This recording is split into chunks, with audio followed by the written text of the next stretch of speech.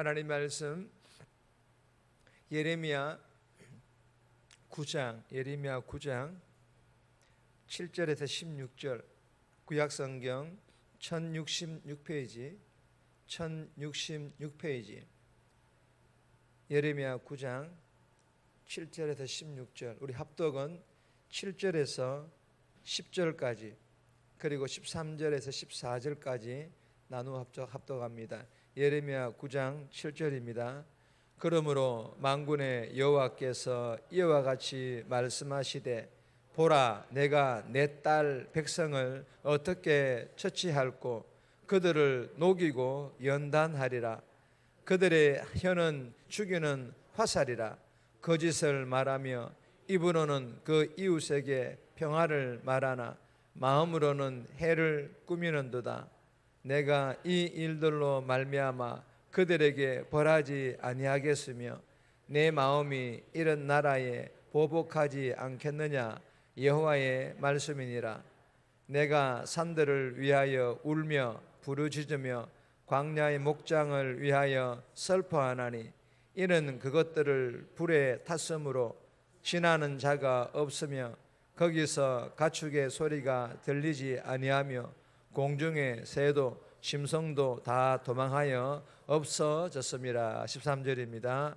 여호와께서 말씀하시되, 이는 그들이 내가 그들 앞에 세운 나의 율법을 버리고 내 목소리를 순종하지 아니하며 그대로 행하지 아니하고 그 마음의 완악함을 따라 그 조상들이 자기에게 가르친 바알들을 따랐음이라.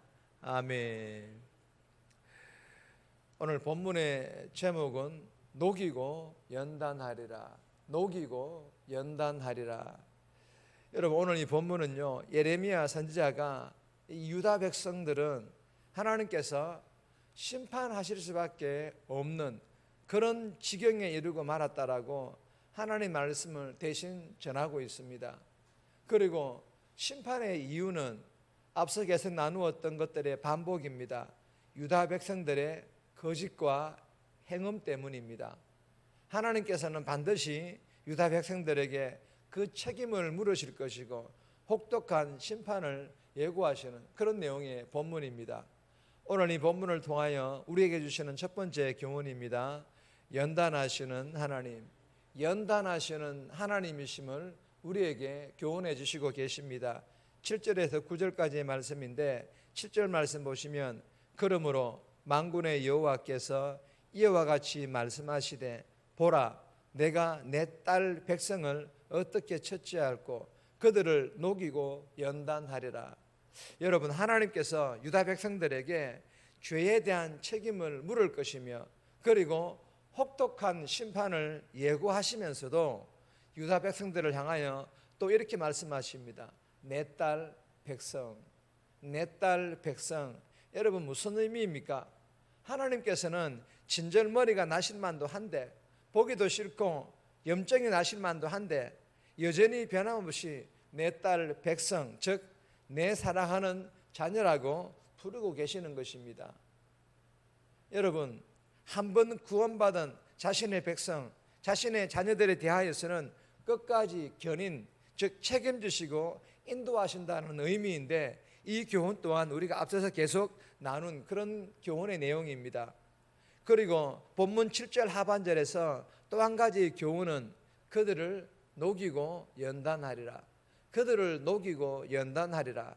여러분, 하나님께서는 내 백성이라고 끝까지 책임지시고 인도하시겠다고 말씀하시지만, 그러나 이 유다 백성들이 예레미야의 마음을 아프게 할 뿐만 아니라 하나님의 마음까지도 아프게 합니다. 하나님께서 내 백성이라고 부를 수 없을 만큼 뼛속까지 거짓된 백성, 불순종하는 백성들이 되어가고 있었다라는 것입니다. 그래서 하나님께서는 죄에 대하여 그리고 타락해 가고 있는 이 유다 백성들과 이스라엘 백성들을 이대로 두고 볼 수만은 없으셨습니다. 그래서 심판과 징계를 결정하신 것입니다. 그런데 여러분, 하나님의 징계는, 하나님의 심판은 징계와 목적만을 삼는 것이 아니고 그리고 고통만을 목적으로 하는 것이 아니라는 것, 우리가 앞서서 계속 잘 알고 있습니다. 배워서 알고 있습니다. 그래서 본문 7절 하반절에서 그들을 녹이고 연단하리라 라고 말씀하시는데, 불순물을 재련하듯 죄의 함부를 도려내겠다라는 것입니다. 여러분, 불순물을 재련하기 위해서는 어떻게 해야 됩니까?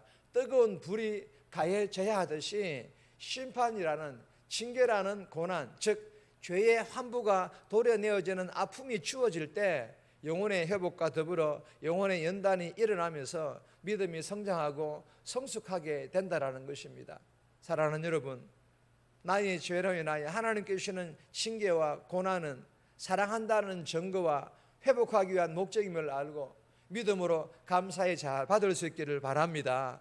그리고 이로 인한 육체적 영적 고통은 회복과 연단을 위해서 반드시 필요한 그런 과정임을 알고 잘 견딤으로 우리의 믿음이 성장하고 성숙해져 갈 수 있기를 주님의 이름으로 축복합니다. 두 번째 주시는 교훈은 제목만 읽습니다.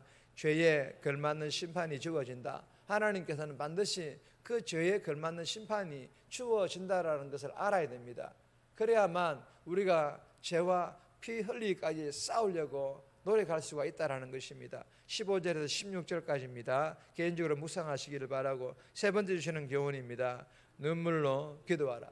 눈물로 기도하라 라는 그런 교훈입니다. 10절에서 11절까지 말씀인데, 10절 말씀 보시면 내가 산들을 위하여 울며 부르짖으며 광야 목장을 위하여 슬퍼하나니 이는 그것들이 불에 탔으므로 지나는 자가 없으며 거기서 가축의 소리가 들리지 아니하며 공중의 새도 짐승도 다 도망하여 없어졌습니다. 여러분, 이 예레미야 선지자는 이스라엘과 유다 백성들이 지나가야 할 그 뼈아픈 고난의 길과 연단의 시간을 미리 내다보면서 울부짖으며 기도할 수밖에 없었습니다.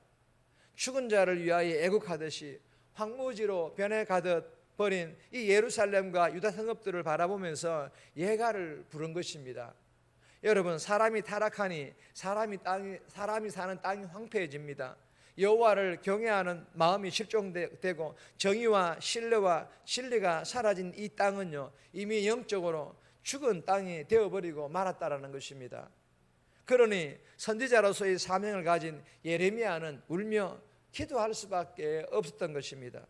저와 여러분들은 선지자는 아니지만 예수 믿는 성도로서 이 땅의 교회와 나를 포함하여 예수 믿는 모든 성도들이 교회로서의 사명과 예수를 제대로 믿지 못하는 그런 모습들로 인하여, 그리고 점점 타락으로 치닫는 이 민족과 믿지 않는 사람들을 위하여 눈물로 기도하는 저와 여러분들이 될 수 있기를 주님의 이름으로 축복합니다. 네 번째 주시는 교훈은 제목만 읽습니다. 하나님의 지혜를 구하라. 하나님의 지혜를 구하라. 잘 아시는 교훈이지 않습니까? 12절 말씀인데 개인적으로 묵상하시기를 바라고, 마지막 다섯 번째 주시는 교훈입니다. 이유 없는 심판은 없다. 이유 없는 심판은 없습니다. 여러분, 13절에서 14절까지의 말씀인데 14절 말씀 보시면 그 마음의 완악함을 따라 그 조상들이 자기에게 가르친 바알을 따랐습니다. 여러분, 이 본문은 하나님께서 이유 없이 심판하시지 않으신다라는 것입니다. 하나님 대신 바알을 따르고 말씀 대신 세상 욕망을 따른 결과가 하나님의 심판과 하나님의 징계였습니다. 이스라엘과 유다 백성들은 하나님의 말씀을 저버릴 만큼 완악하고 조상의 그릇된 전통을 따를 만큼 그들은 맹목적 신앙이었습니다. 그리고 세상의 풍요함과 자신의 번영, 즉 성공만을 위해서라면 하나님도 언약도 율법도 뒷전이었습니다. 이 일은 하루 이틀이 아닌 대를 이은 배도였고 배교였습니다. 그러니 하나님의 심판은 이유 없는 심판이 아니었다라는 것입니다. 오히려 심판이 주어지지 않는 상황이 왜 심판이 주어지지 않지 않은 그런 상황이라는 것입니다. 여러분, 주시는 교훈이 무엇입니까? 이유 없는 하나님의 심판은 없습니다 라고 할 정도로 축복이 아닌 하나님의 진노를 만들어내는 내 삶이라면 속히 중단하라는 것입니다. 이 새벽에 내 자신을 돌아보며 혹여나 속히 중단해야 될 만큼 하나님의 진노를 살 만한 그런 삶을 살고 있다면 속히 중단할 뿐만 아니라 속히 회개함으로 회복하는 저와 여러분들 다 되시기를 주님의 이름으로 축복합니다. 정리합니다. 나의 죄를 도려내기 위한 육체적 영적 고난을 잘 견디고 진노를 살 만한 그런 삶을 살고 있다면 속히 중단함으로 회개함으로 믿음의 회복이 일어나게 해달라고, 더불어서 우리의 믿음이 성장하게 해달라고, 그리고 민족과 교회와 성도들과 믿지 않는 사람들을 위하여 눈물로 기도하는 나 자신이 되기를 위하여 이 새벽에 기도하며 오늘 하루도 살아갈 수 있기를 주님의 이름으로 부탁드립니다.